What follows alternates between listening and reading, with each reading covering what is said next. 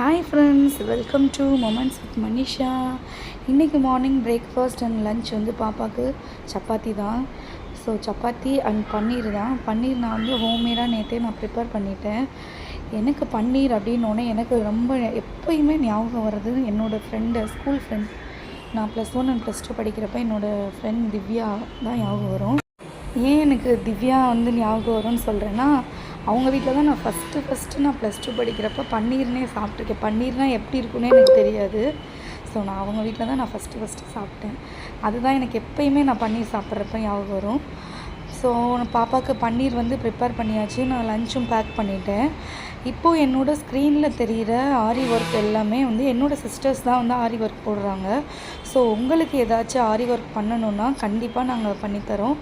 எங்கேனாலும் all over India வந்து நாங்கள் டெலிவரி பண்ண ரெடி. ஸோ ரொம்ப ரீசனபிளான ப்ரைஸ் தான். நீங்கள் எங்கேயுமே இந்த மாதிரி போட்டிருக்க முடியாது. கிராண்டான ப்ளவுஸ் கூட 1000 ருபீஸ்க்கு பண்ணித்தராங்க. ஏன்னா அவங்க இப்போ தான் ஸ்டார்ட் பண்ணுறதுனால ரொம்ப கம்மியான விலைக்கே பண்ணித்தராங்க.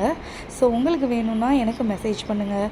நிமான் குட்டி எந்திரிச்சிட்டா. ஸோ நானும் பிரேக்ஃபாஸ்ட் சப்பாத்தி சாப்பிட்டு இன்றைக்கோட மார்னிங் ரொட்டீன்